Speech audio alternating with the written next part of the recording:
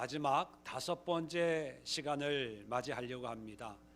그동안 4차례에 걸쳐서 욥기의 큰 주제를 가지고 엘리후의 권면의 말씀을 통해서 욥의 신앙을 진단하면서 하나님이 원하시는 그런 신앙의 모습, 하나님 앞에 의인의 모습이 어떤 모습인가를 살펴보았습니다. 그리고 그 마지막 시간 결론으로 오늘 욥기의 마지막 대미의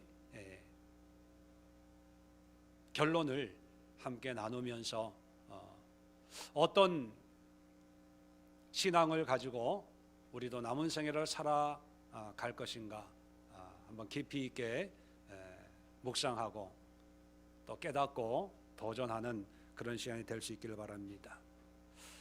1장 2장을 통해서 욥은 참 아름다운 신앙의 모습을 보여주었습니다. 그래서 하나님께서 사단에게 욥과 같은 사람 너 본 적이 있냐라고 할 정도로 하나님을 흡족하게 했습니다. 그래서 하나님의 그 시험을 받기를 시작하면서 이제 3장부터 고난 가운데 있는 이 욥은 그 처음 신앙과는 달리 삶의 현실의 무거운 짐 앞에 무너지면서 원망과 불평과 한숨을 내쉬는 그런 모습을 보여주었습니다. 그러나 친구들의 권면과 엘리후의 권면과 그리고 38장부터 시작되는 하나님의 개입하심으로 욥은 자신의 연약함, 자신의 신앙적인 문제를 깨닫고 하나님 앞에 회개하게 됩니다. 42장 5절 6절 보니까 내가 주께 대하여 귀로 듣기만 하였사오나 이제는 눈으로 주를 배옵나이다. 그러므로 내가 스스로 거두어 드리고 티끌과 제 가운데서 회개하나이다. 그렇게 고백합니다. 지금까지 한 얘기는 다 지워주세요. 없던 걸로 해주세요. 내가 회개하니까 이제야 비로소 하나님이 어떤 분인지를 이제 볼 수 있고 느낄 수가 있습니다. 이런 고백을 하게 되었습니다. 자, 그렇다면 이제 우리는 궁금해집니다. 뭐가 궁금해지냐 하면 이렇게 회개하고 변화된 욥은 어떻게 신앙생활 했을까 하는 겁니다. 1장 2장에 나와 있는 그런 신앙의 아름다운 모습처럼 변화된 욥의 신앙을 우리에게 보여주면 이렇게 신앙생활 하는구나, 이렇게 믿음 생활 하는구나, 이것이 하나님의 의로 말미암아 은혜로 의인된 신앙인의 모습이구나, 이렇게 알 수 있을 텐데 오늘 본문 또 읽어봤지만 어떤 신앙의 모습을 기록하고 있지 않습니다. 간단하게 표현해서 갑절의 축복을 받고 140년 더 살다가 죽었다, 이것이 결론이에요. 어떻게 예배했고 어떻게 헌신했고 어떻게 기도했고 어떤 모습으로 하나님 앞에 그리고 자기의 삶 앞에 살아냈는가, 거기에 대해서는 침묵하고 있습니다. 그러다 보니까 사람들은 욥기를 읽고 앞과 뒤를 붙여서 간단하게 믿음의 의인이었던 욥이 고난받고 믿음을 지켰더니만 뭐를 받았다? 복을 받았는데 어떤 복?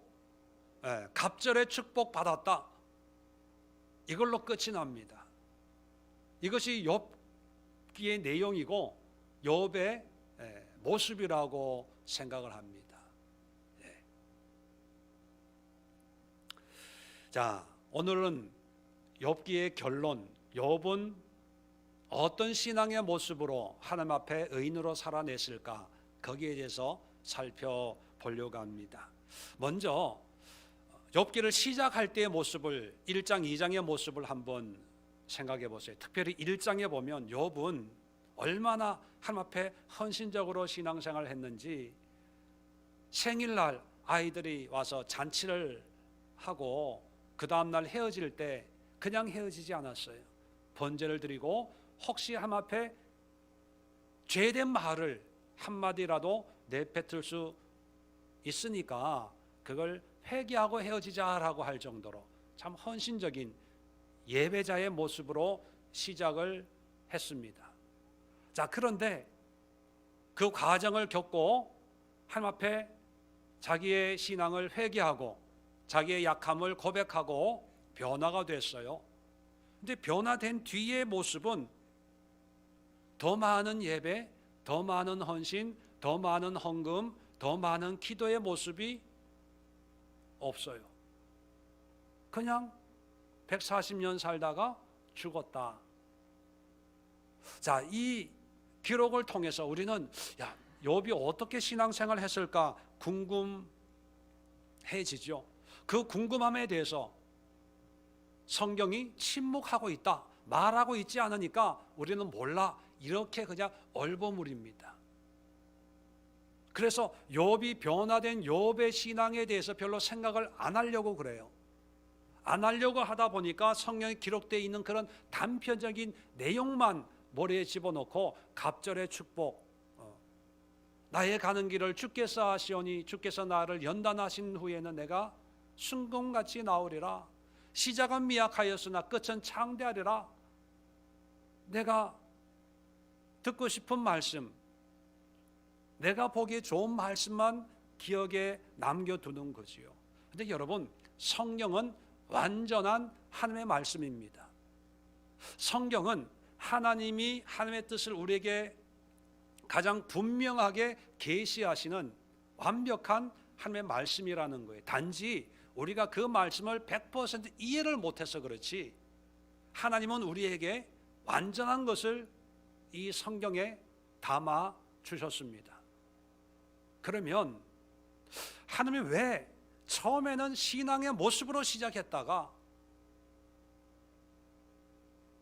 결론은 신앙의 모습이 아니라 그냥 삶의 모습으로 끝을 낼까?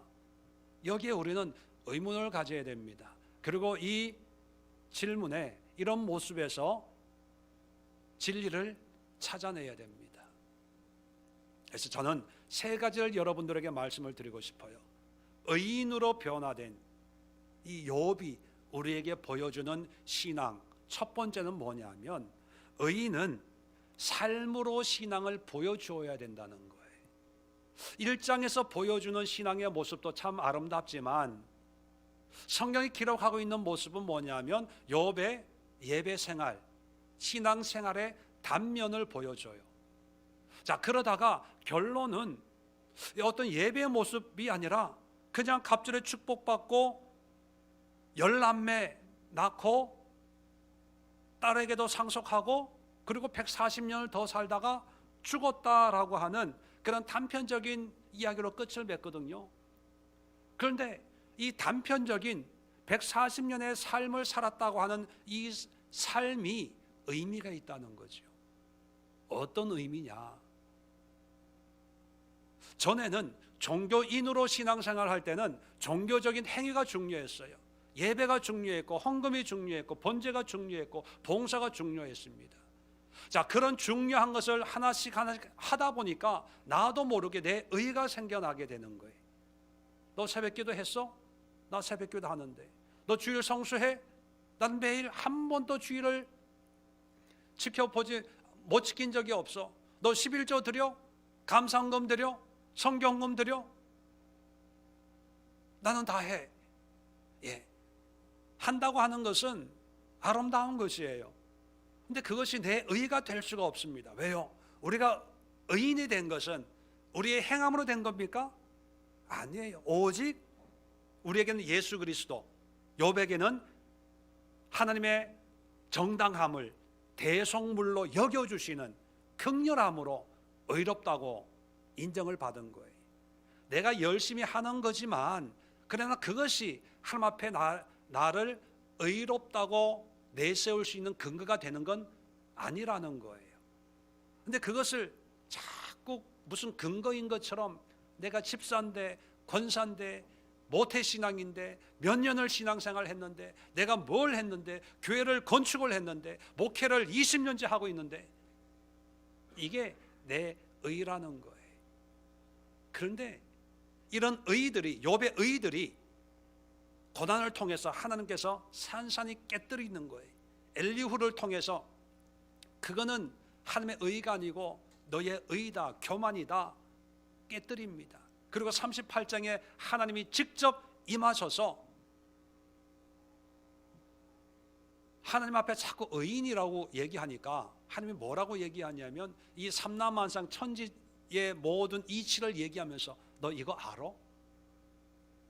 너 이런 거 할 수 있어? 이렇게 물어봐요. 여러분, 사람이 아무리 믿음 좋다고 이 세상의 삼라만상의 이치를 어떻게 합니까? 당연히 모르거든요. 할 수 없거든요. 그러니까 하나님이 욥의 코를 납작하게 만드는 거예요. 네가 뭘 했다고 자꾸 의 그러냐. 엘리후도 그랬죠. 네가 죄 짓는다고 뭐 하나님의 영향을 받겠으며 네가 뭐 의롭게 했다고 하나님이 뭐 너에게 뭐 더 받을 게 뭐가 있겠냐. 하나님이 그런 분이 아니야. 너의 존재는 먼지 티끌도 아니야. 이런 얘기를 했거든요. 그래서 이 욥이 이제 변화되고 새로운 믿음의 사람이 되고 나서 물론 예배가 없었던 건 아닙니다. 기도가 없었던 건 아닙니다. 그것은 기본으로 전제적으로 깔려 있는 거예요. 그런데 이제는 처음에는 그걸 자랑했는데 그걸 보여주고 싶었는데 이제는 그거는 기본적이고 그리고 예배도 주일 예배만이 아니라 삶의 예배, 일상에서의 예배를 드리기 때문에 새벽 기도, 무슨 철야 기도, 금식 기도, 작정 기도 뭐 이게 특별히 내세울 게 없는 거예요. 왜? 내 의가 아니고 하나님과 친밀히 관계를 맺어가는 나의 고백이니까 내세울 게 없는 거예요. 여러분, 오늘 아침에 밥 먹고 왔는데 밥 먹고 왔다는 거 자랑하는 분이 있어요? 없어요. 그냥 내가 배고파서 내가 먹는 거예요. 자연스러운 거예요. 우리가 숨 쉬는 것처럼. 그래서 자랑할 게 없고 그저 삶 속에 일어난 이런저런 일들 속에 삶의 어떤 의미로 우리 신앙을 보여주고 있는 거예요. 왜 삶으로 1장에서는 예배의 어떤 모습이 중요했지만 변화되고 나서 의인이 되고 난 뒤에는 삶이 중요하냐 하면 이유는 하나밖에 없어요. 삶 자체가 의미가 있는 것이 아니고 하나님이 우리와 항상 함께 하기 때문이에요. 교회에서도 함께 하시고 집에서도 함께 하고 예배 드릴 때도 함께 하지만 회사에서 일할 때도 함께 하고 기도할 때도 함께 하지만 버스 타고 갈 때, 지하철 타고 갈 때 어디 언제나 함께 하기 때문에 삶 속에서 하나님과 교제하는 하나님의 임재 속에 살아가는 그런 삶이기 때문에 굳이 어떤 예배의 신앙의 형태나 모습이 중요한 게 아니었다는 것입니다. 그래서 종교인들은요, 종교적인 행위에 목숨을 걸어요. 했냐 안 했냐. 그리고 그걸 하면 믿음 좋은 거고 의로운 거고 하지 못하면 믿음 없는 거예요. 안타까운 것은 우리 한국교회가 지금까지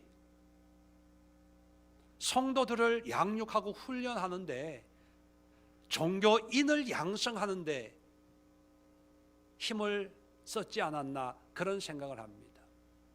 교인 만드는데 하나님 앞에 의인 만드는 게 아니라 교인, 우리 집사님, 우리 교회 권사님, 우리 교회 장로님, 그리고 교회 봉사 열심히 하고 충성하고 담임 목사님 말에 토달지 않고 아멘하고 11조 잘하고 봉사 열심히 하고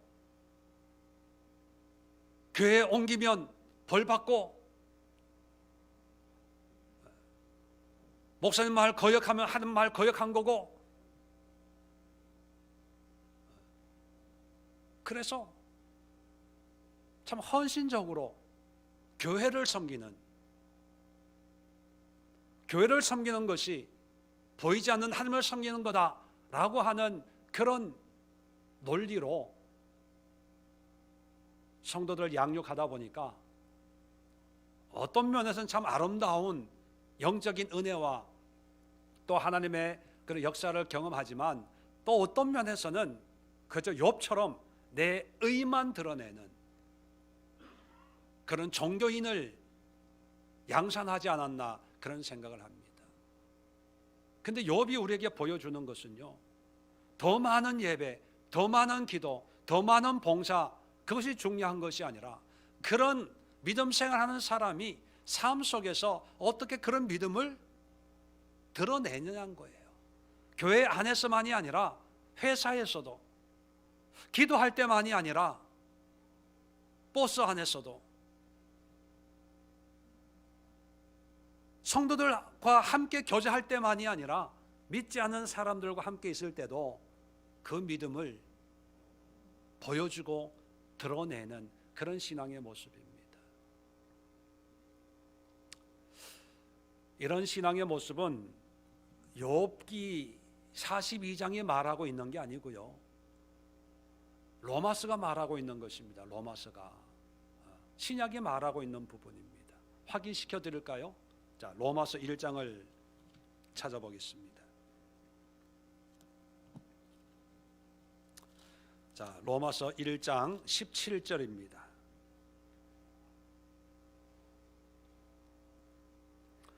자, 복음에는 240년 로마서 1장 17절, 복음에는 하나님의 의가 나타나서 믿음으로 믿음에 이르게 하나니 기록된 바 오직 의인은 믿음으로 말미암아 살리라 함과 같으니라. 자, 이 말씀은 너무나 중요하고 의미가 있고, 마르틴 루터가 종교 개혁을 시작하게 된 영적인 뿌리가 바로 이 말씀입니다.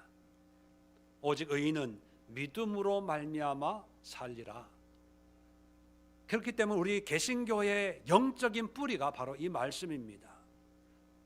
이 말씀이 오늘날 신앙과 교회와 우리 개신교의 근간을 이루는 뼈대가 되었는데, 그런데 지금 와서 보면, 500년이 지난 지금 와서 보면 이 말씀이 그냥 신학적으로 교리적인 의미만 주지 이것이 교회나 성도들에게 그렇게 큰 영향을 미치고 있지 않다는 사실이 안타깝지요.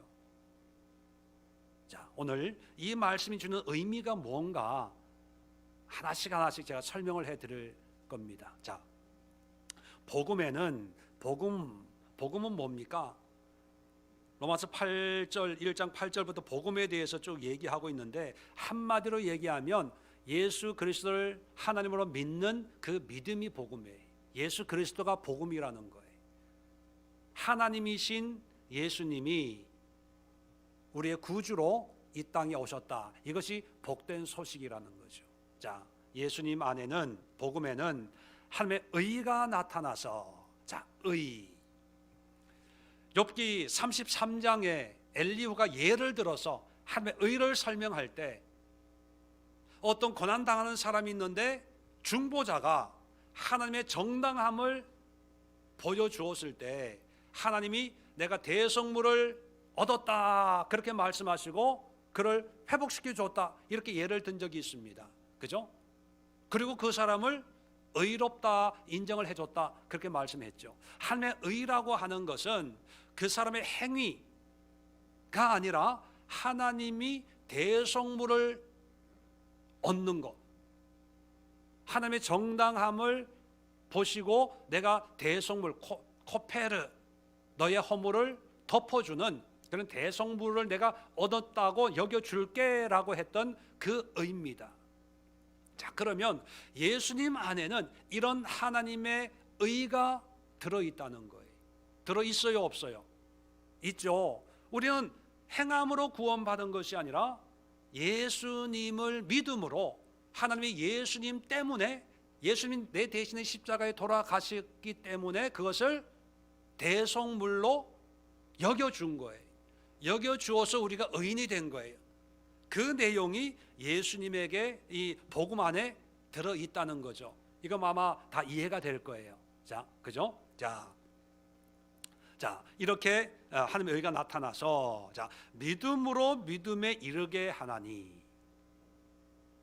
자, 이렇게 의인이 되면 예수 그리스도로 말미암아 믿음의 사람이 되면 믿음으로 믿음에 이르게 한대요. 자, 그럼 이 믿음에서 믿음이라고 하는 것은 어떤 의미일까? 어떤 학자들은 그냥 문학적인 표현이다라고 얘기합니다. 믿음이 중요하니까 믿음에서 믿음이라고 그냥 문학적으로 이렇게 표현한 거야 이렇게 해석하고 있는 반면에 어떤 분들은 그냥 단순한 표현이 아니라 믿음을 강조하기 위한 강조법이다.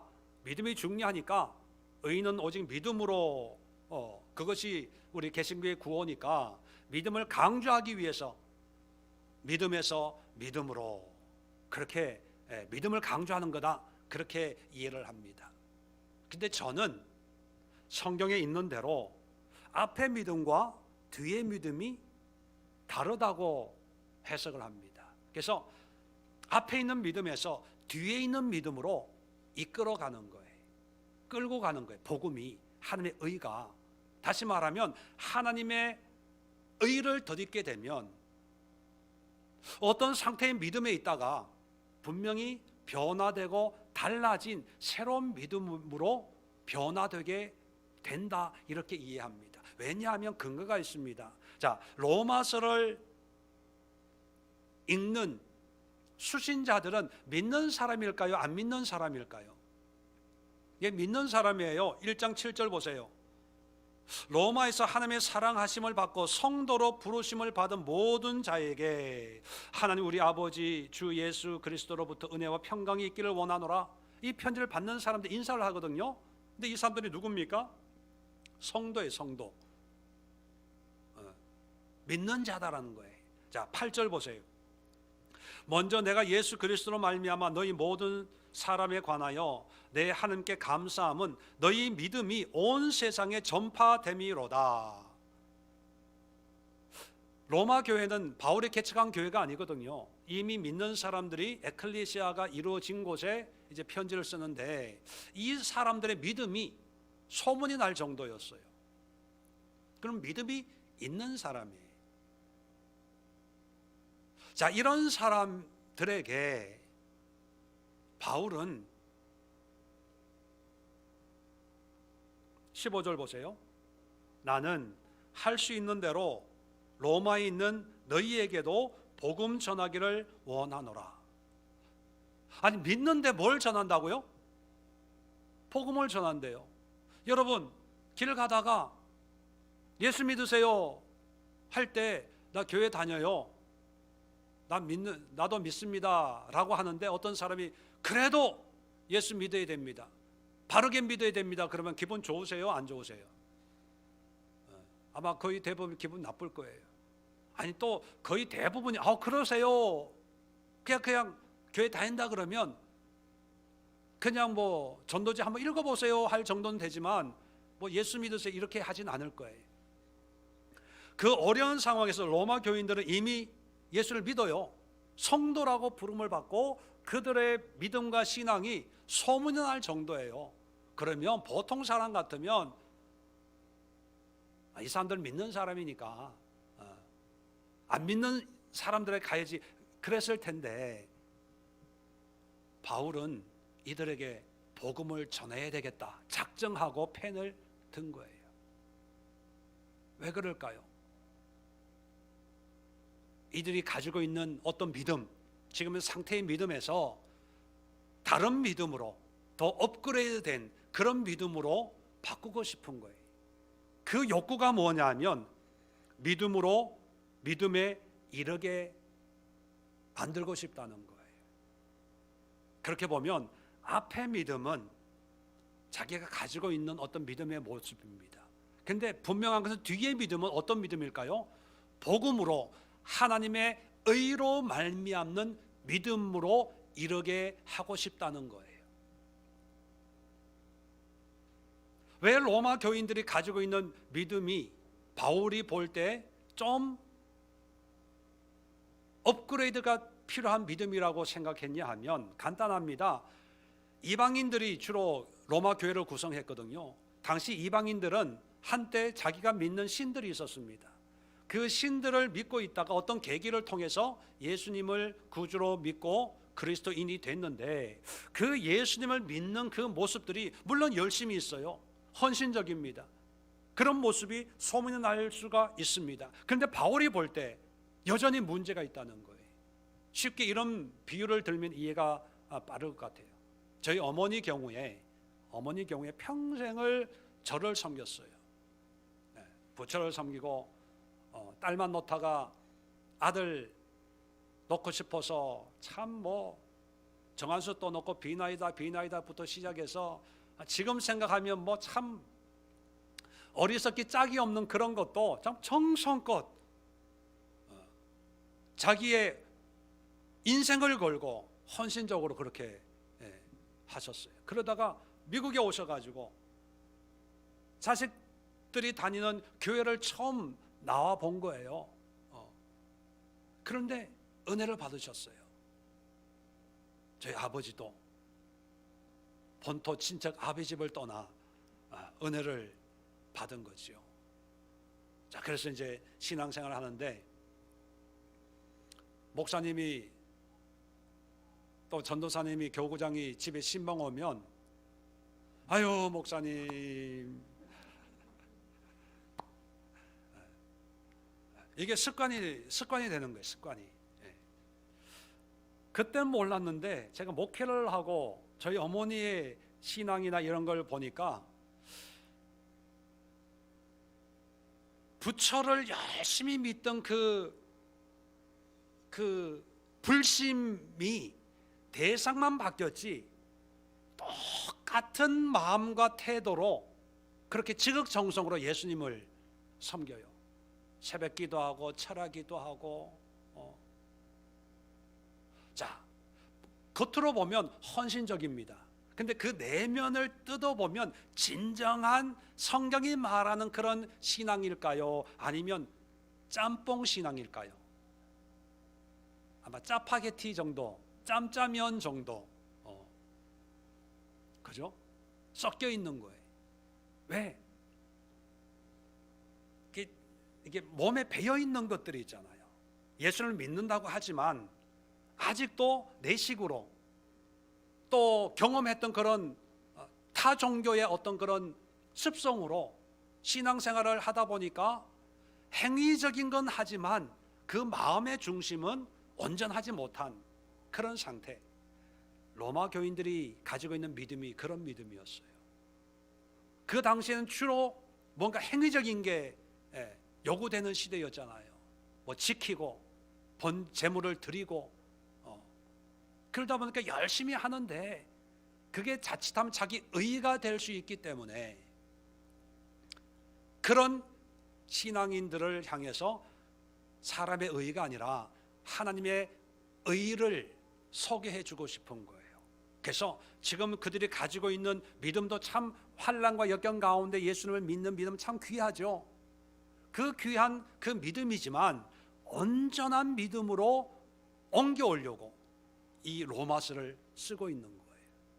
자, 그래서 믿음으로 믿음에 이르게 하나니. 자, 그러면 어떤 믿음을 얘기하냐? 기록된 바 오직 의인은 믿음으로 말미암아 살리라 함과 같으니라. 자, 이 말씀 어디서 들어본 적 없으세요? 지난주에 어디서 들어보셨어요? 미역국 말고, 선지국 말고, 명태국 말고, 하박국 2장에 하박국 선지자가 하나님 앞에 불평했어요. 어찌하여 이렇게 불의가 판을 치고 정의가 맥을 못 춥니까? 어찌하여 하나님께서 이방인들을 통해서 하나님의 백성들을 심판하려고 합니까? 이럴 수 있겠습니까? 항의했잖아요. 하나님이 무슨 말 하려는지 내가 성리에 서서 내가 지켜보리라. 어깨에 손을, 허리에 손을 대고 이제 하나님이 뭐라고 그러냐고 따질 때 첫 마디가 뭐냐면 이 말씀이에요. 오직 의인은 믿음으로 말미암아 살리라. 그리고 2장 제일 끝에 뭐라고 마칩니까? 여호와는 성전에 계시니 온 땅은 조용해라, 시끄럽다, 잠잠할지어다, 그렇게 얘기합니다. 의인은 믿음으로 산다 그렇게 해놓고 잠잠하래요. 그 얘기는 뭡니까?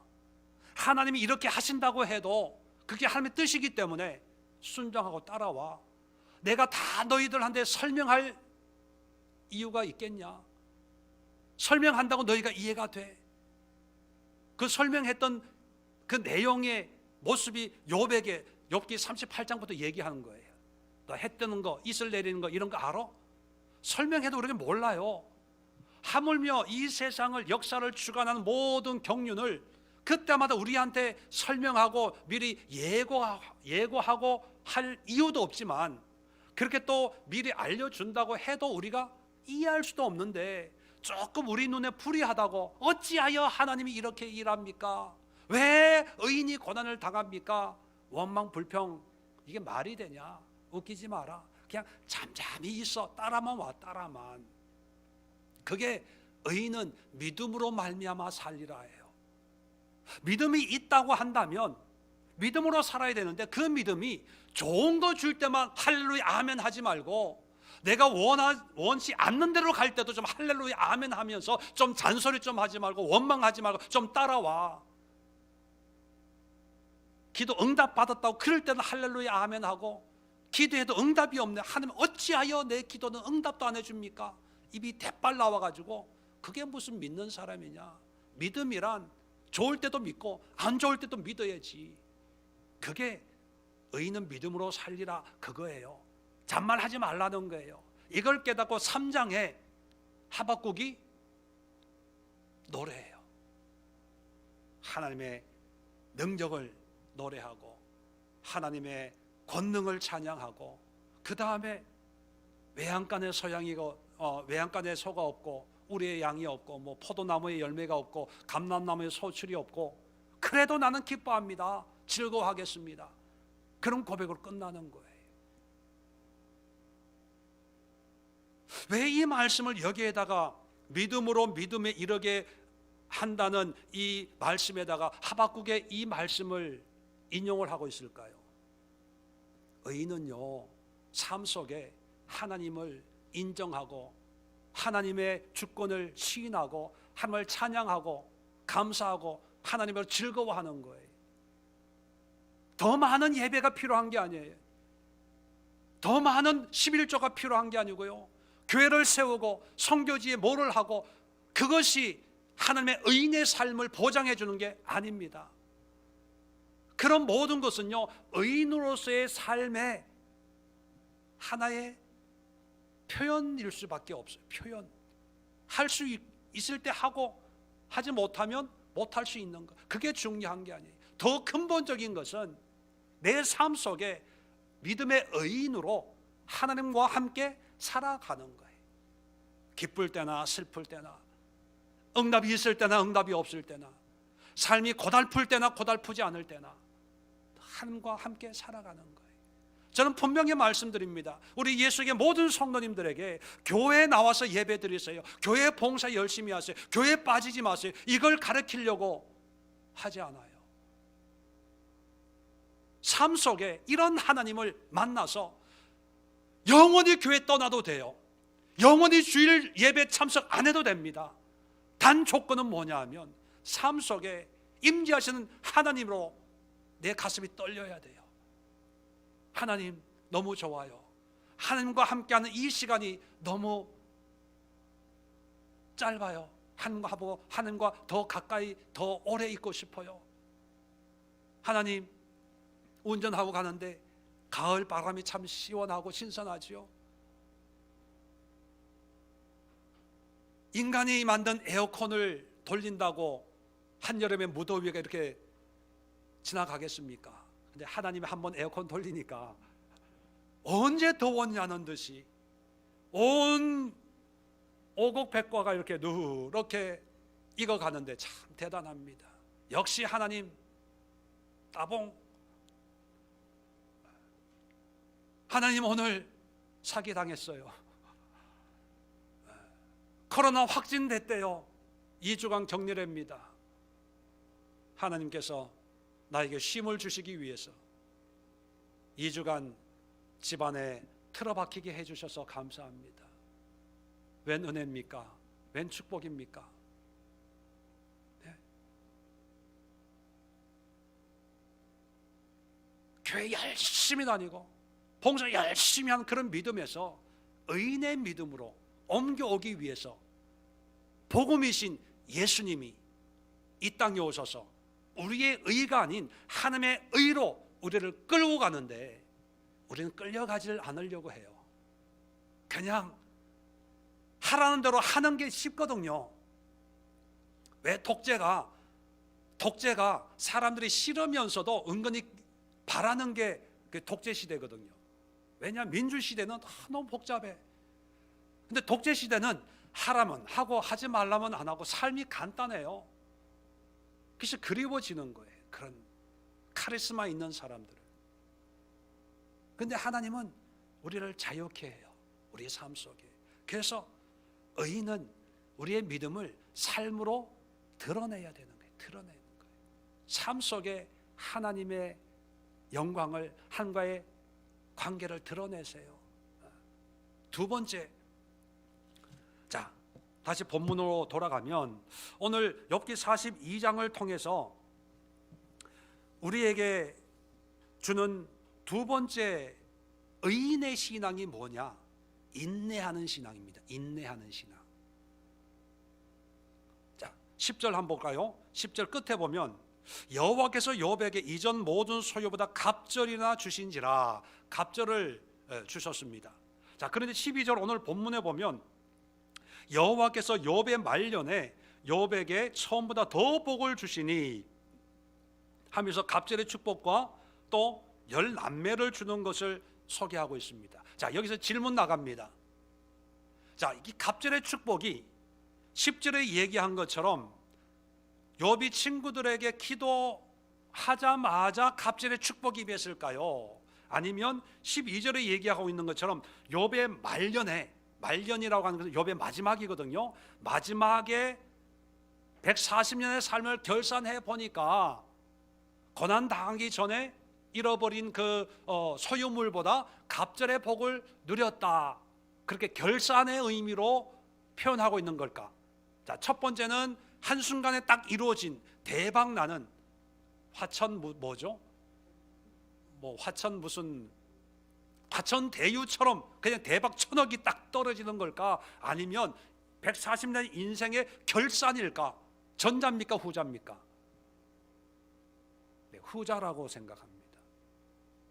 왜냐하면 논리적으로 10절부터는 에필로그거든요. 결론이 있고 사건이 다 마무리된 뒤에 나중에 정리하는 내용이에요. 결과를 보고 에필로그로 정리하는 걸 보고 결론적으로 얘기하는 거거든요.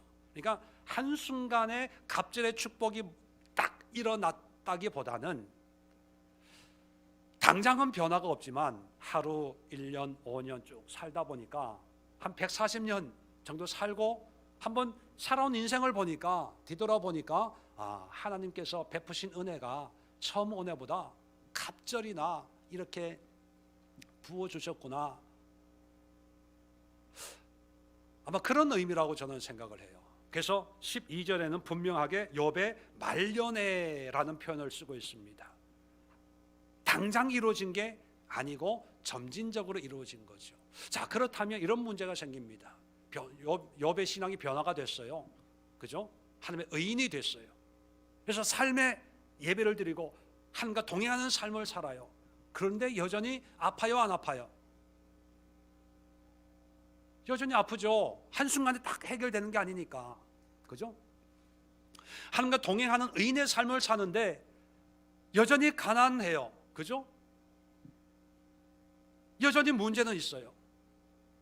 그리고 140년을 사는 동안 은혜 받았다고, 회개했다고 문제 없을까요?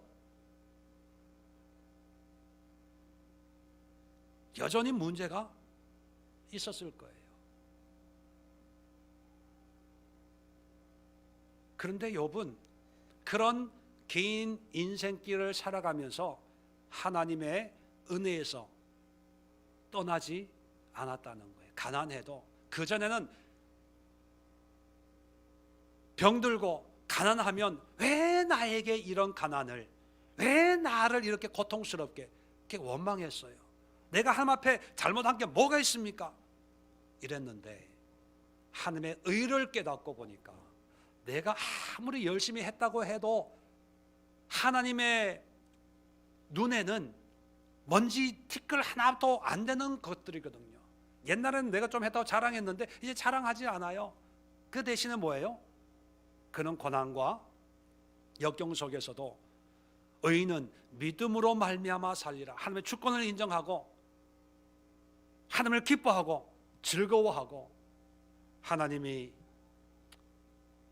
가난케 하셨으면 또 이런 문제, 사업에 이런 어려움이 오게 된 것 또한 하나님이 뭔가 깨닫게 하기 위한 거겠죠. 뭐 힘들지만 그래도 하나님을 인정하고 하나님의 주권 앞에 순종합니다.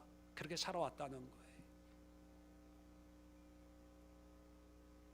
당장 뭐가 이루어지지 않아도 꾸준하게 그 자리를 벗어나거나 도망가거나 숨지 않았다는 거예요.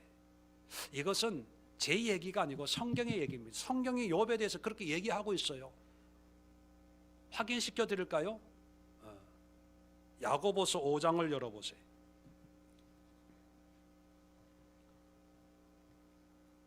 야고보서 5장 11절.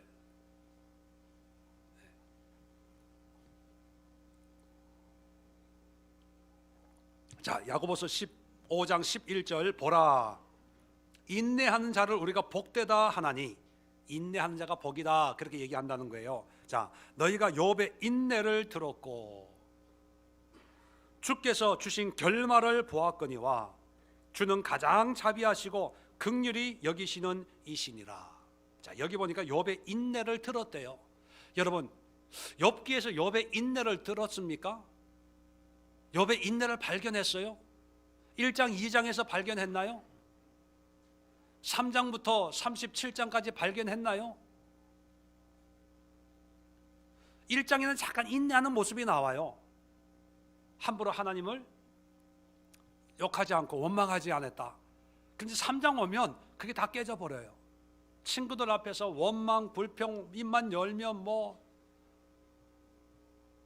욥의 인내는 어디에 있을까요? 결말에 있는 거예요. 오늘 야고보서도 그렇잖아요. 주의 결말을 보았거니와, 결말 봤잖아요. 욥의 인내는요 140년에 있는 거예요. 140년. 이게 비밀입니다. 140년을 믿음의 의인으로 인내하며 살아서 욥이 된 거예요.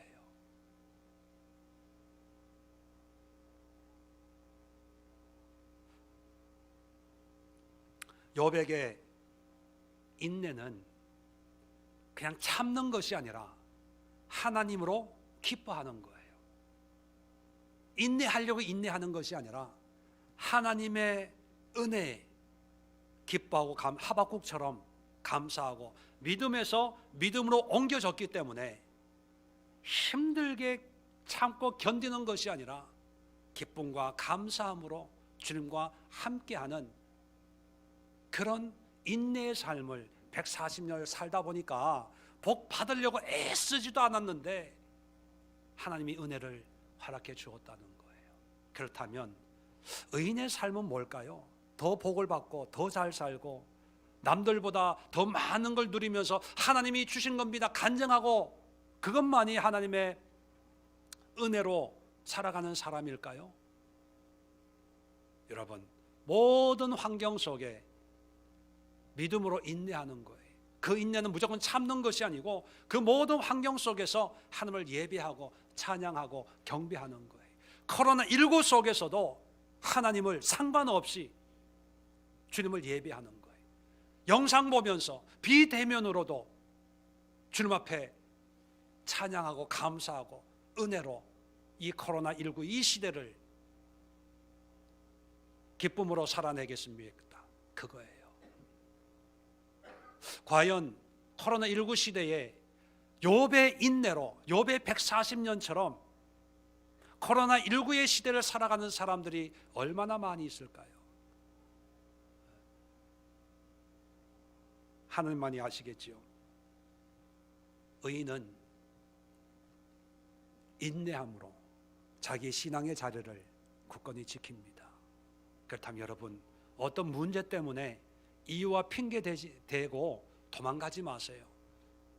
어떤 이유 대고 숨지 마십시오.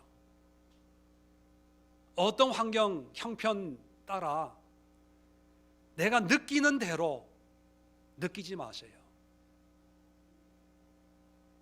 하나님을 생각하면서 하나님이 나를 의인으로 삼아 주었다. 그러면 의인은 믿음으로 사는데 그 믿음의 삶이란 뭐냐?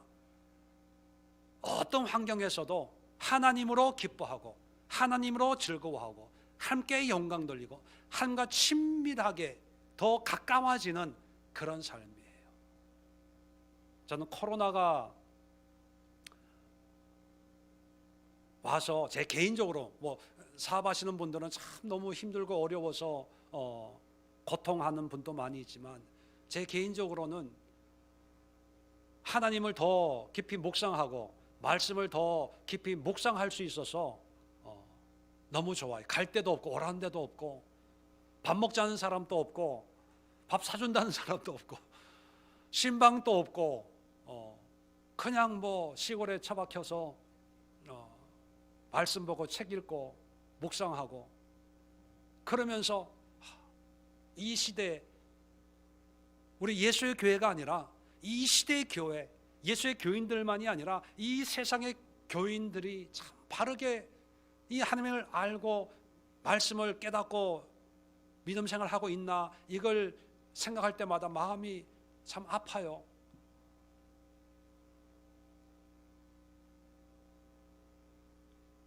교회에 매여서 목사님들도 그렇고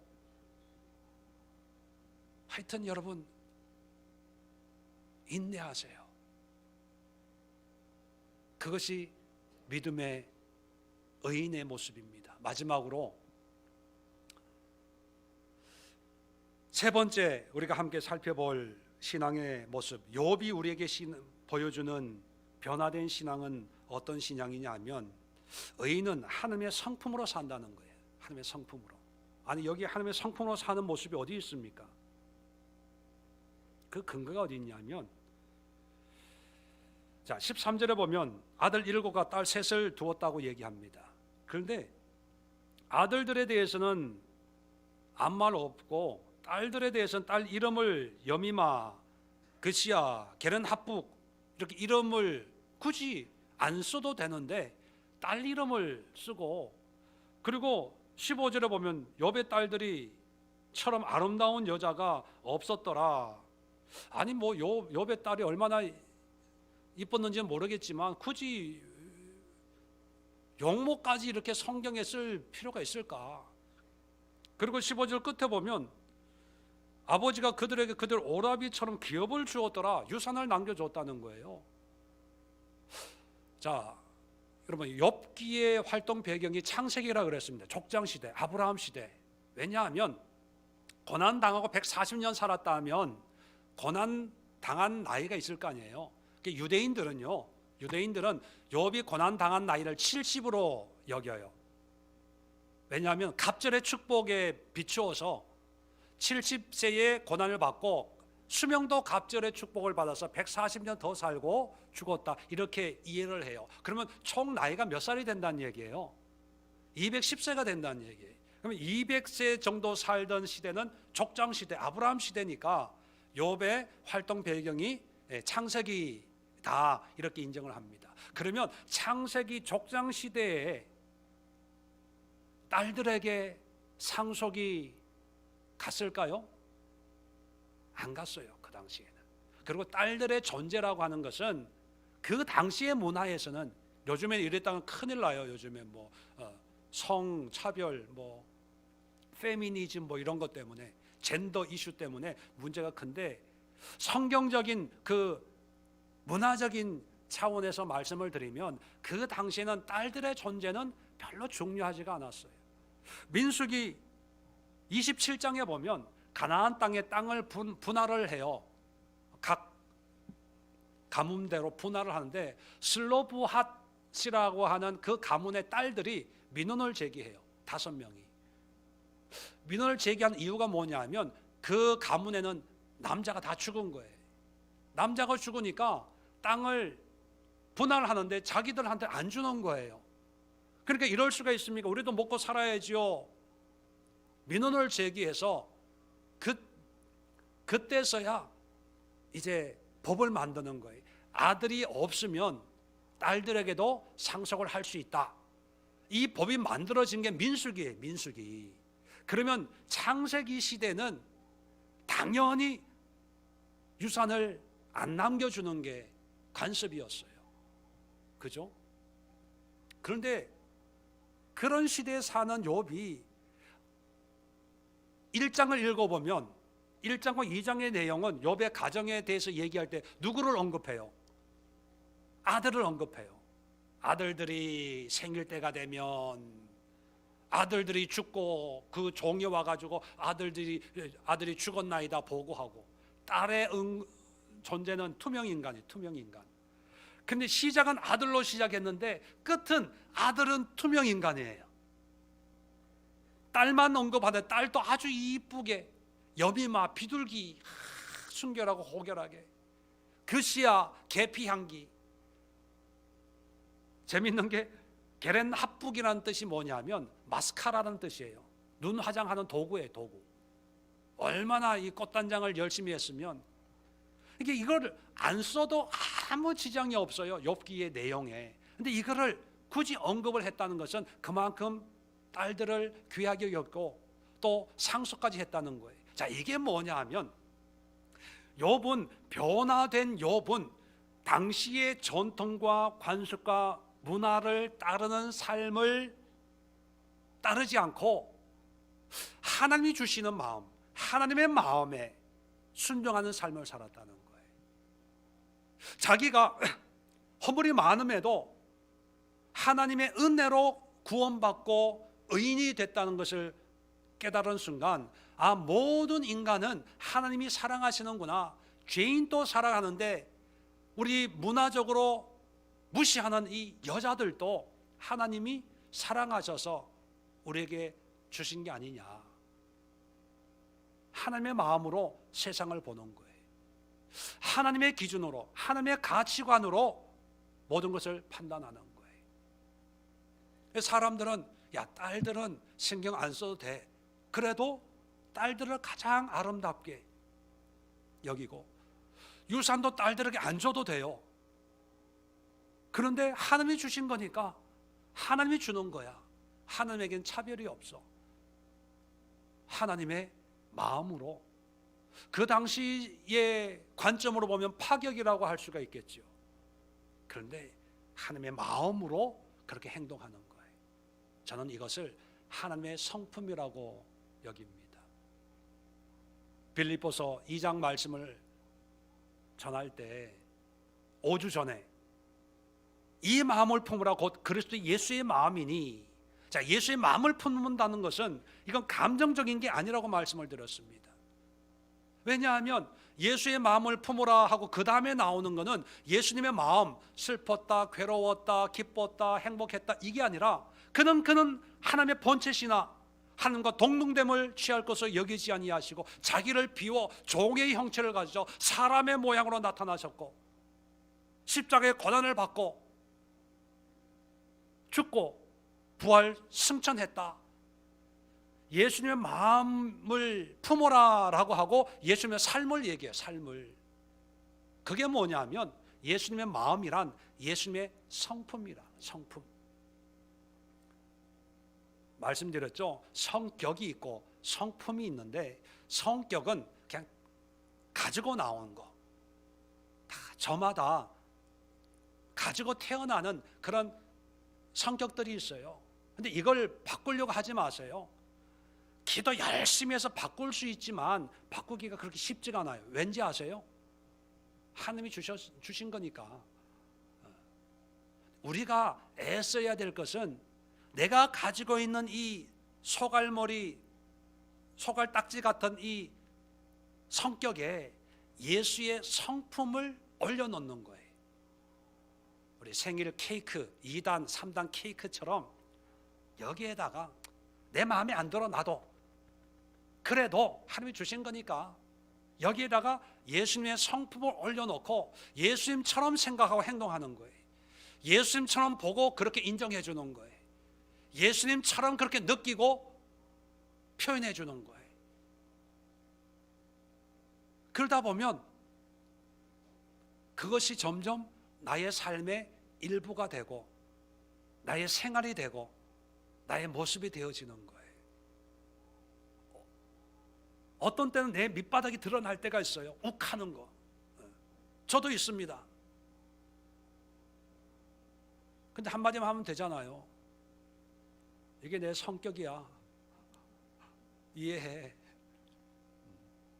그래도 이 안에 예수의 성품이 있다? 그죠? 욥도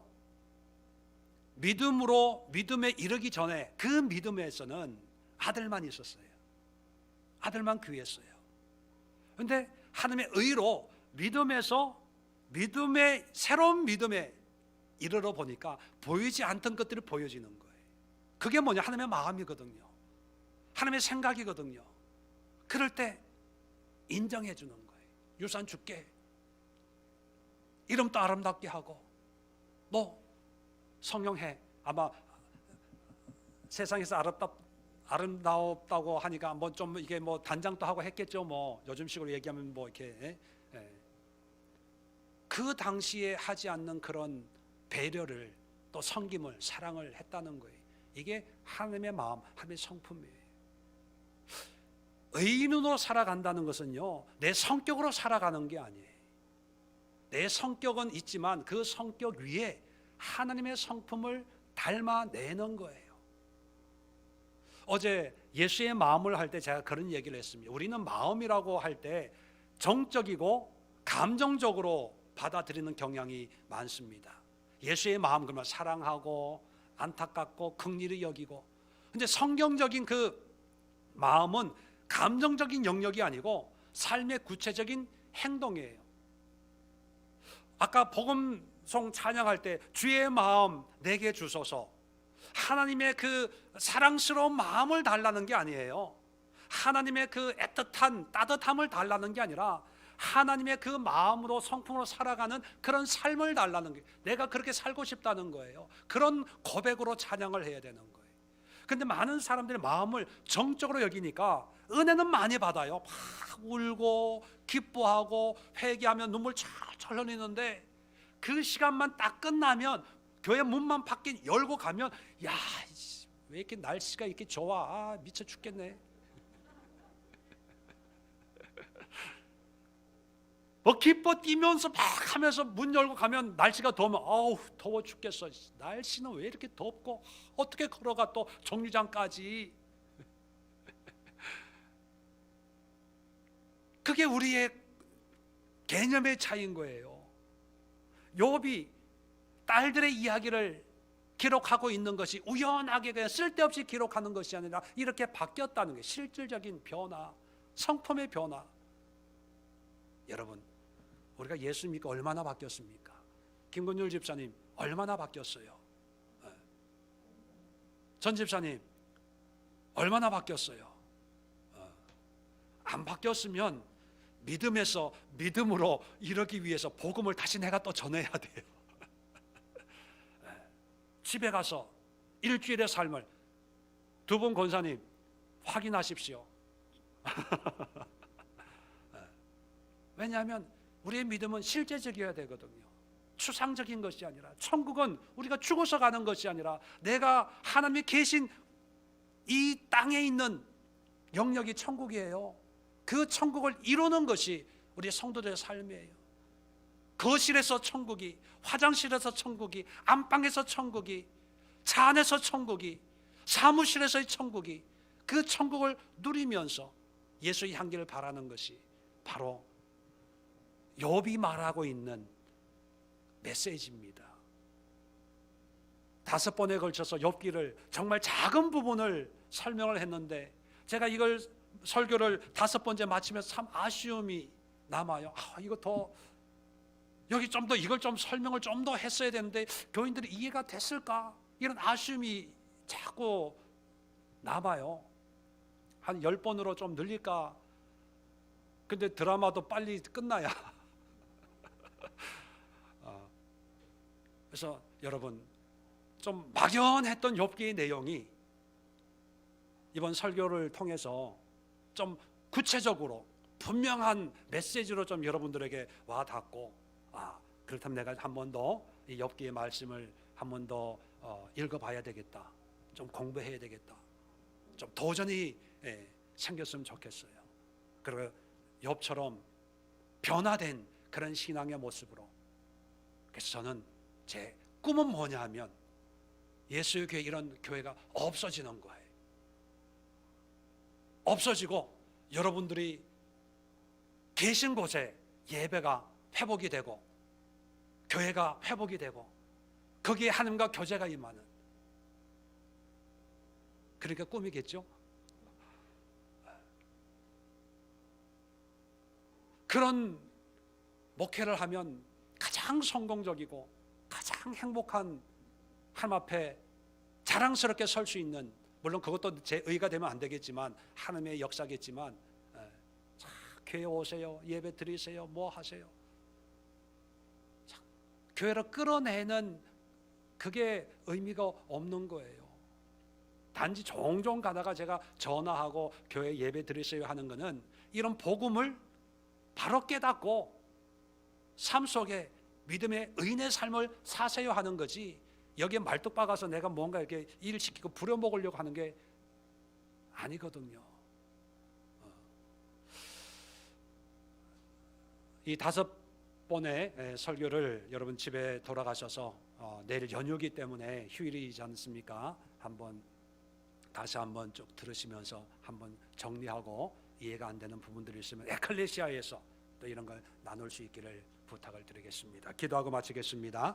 하나님 아버지, 욥기를 통해서 우리가 가지고 있는 신앙, 우리가 가지고 있는 믿음 생활, 우리가 하고 있는 교회 생활의 그 의미가 무엇인지, 그리고 하나님이 원하는 그런 신앙의 모습은 어떤 것인지, 우리가 그동안 몰랐던 하나님의 모습, 하나님의 뜻, 하나님의 의에 대해서 우리가 5번의 시간에 할애하면서 살펴보았습니다.